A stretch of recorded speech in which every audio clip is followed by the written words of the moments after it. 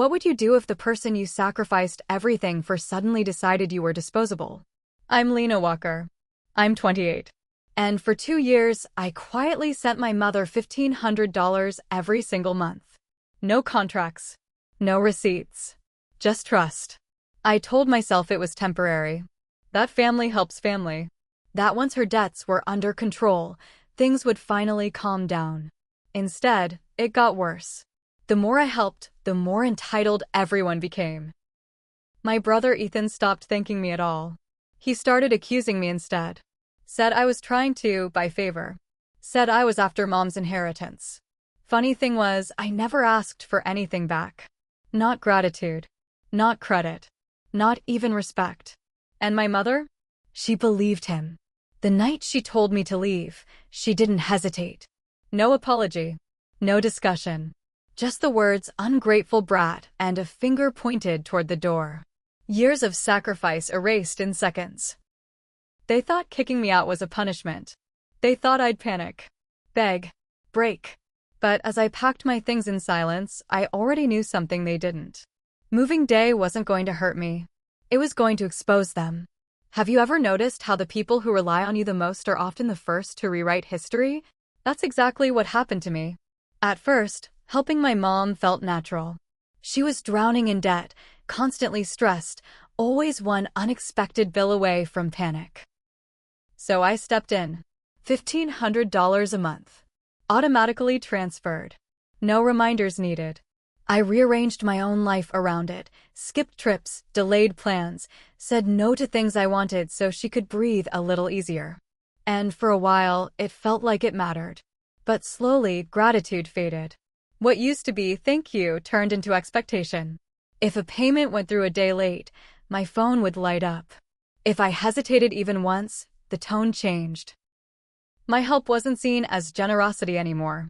It was treated like an obligation. Then my brother Ethan got involved. He started dropping comments at dinner. Jokes at first. Then accusations. Saying I was trying to control mom with money. Saying I was positioning myself for the inheritance. I laughed it off, because it was ridiculous. I wasn't thinking about inheritance. I was thinking about keeping the lights on. But my mom listened. Suddenly, every dollar I sent became suspicious. Every boundary I tried to set was labeled selfish. The more I gave, the worse it got. And the night she finally snapped, standing in the living room I helped keep afloat, she looked me in the eye and said, "If you're so unhappy, then leave." That's when I realized something terrifying. They didn't see my sacrifice at all. They saw me as disposable.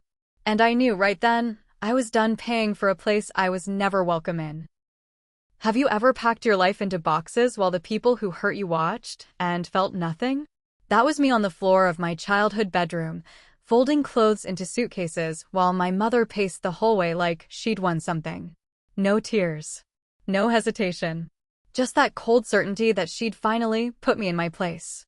Ethan hovered nearby, arms crossed, wearing that look he always wore when he thought he was right. Superior. Smug. He didn't help. He didn't need to. In his mind, this was justice. Proof that I'd pushed too far by daring to say no. "You brought this on yourself," he said casually, like he was commenting on the weather. I didn't argue. I didn't defend myself. I didn't remind them of the money, the transfers, the sacrifices. What would have been the point? They'd already decided on their version of the story. In it, I was the villain. The ungrateful daughter. The greedy sister. So I packed quietly.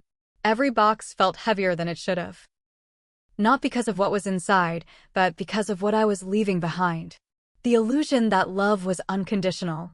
The belief that giving more would somehow make me safe. When moving day came, my mom stood by the door, arms folded, watching the truck pull up. She expected tears. Expected anger. Maybe even an apology. Instead, I smiled. That's when her expression changed. Just for a second. Confusion flickered across her face, like something didn't add up. Because she thought this was the end of me. She had no idea it was the moment everything finally caught up to her. Have you ever watched someone feel confident, right before reality pulls the ground out from under them? That was my mom on moving day.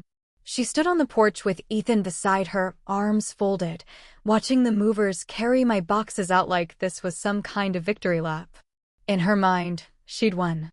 She'd shown me what happens when I bite the hand that feeds. She probably expected a last-minute breakdown. Tears. A plea to stay. Instead, I laughed. Not loudly. Not dramatically. Just a quiet, uncontrollable laugh that slipped out before I could stop it. The kind that comes when you finally see the whole picture clearly. What's so funny? Ethan snapped. I didn't answer him. I reached into my bag and pulled out my phone. Opened my banking app. Scrolled. Then I did something I hadn't done in over 2 years. I turned off the automatic transfers. $1,500 a month. Gone. Just like that. My mom's smile faltered. What are you doing? She asked, suddenly uneasy. I'm moving, I said calmly. Which means I'm no longer paying your debts. The silence that followed was immediate and heavy. Ethan's confidence evaporated. My mom's face went pale as she started doing the math in her head, the mortgage, the credit cards, the bills she'd stopped worrying about because I'd been handling them. You can't just do that, she said, panic creeping into her voice. I looked at her, really looked at her, and felt nothing but relief. I can, I said. And I just did. That was the moment they realized the truth. Kicking me out hadn't freed them from me. It had cost them everything they depended on. And as the truck pulled away, I saw it in their faces. They finally understood why I was smiling. Have you ever noticed how fast confidence disappears when the safety net is gone? The days after moving day were quiet. Too quiet. No more accusations. No more lectures. Just missed calls I didn't answer and messages that grew more frantic by the hour. At first, it was confusion. Then anger. Then desperation. I didn't respond. Because for the first time in my life, I wasn't responsible for fixing their problems. I settled into my new place quickly. Smaller. Simpler. Peaceful. And with every morning that passed, I felt lighter. No knots in my stomach. No checking my phone in fear. No guilt for having my own life. Meanwhile, the reality I'd been shielding them from finally caught up. Bills didn't magically disappear. Debts didn't pause out of sympathy.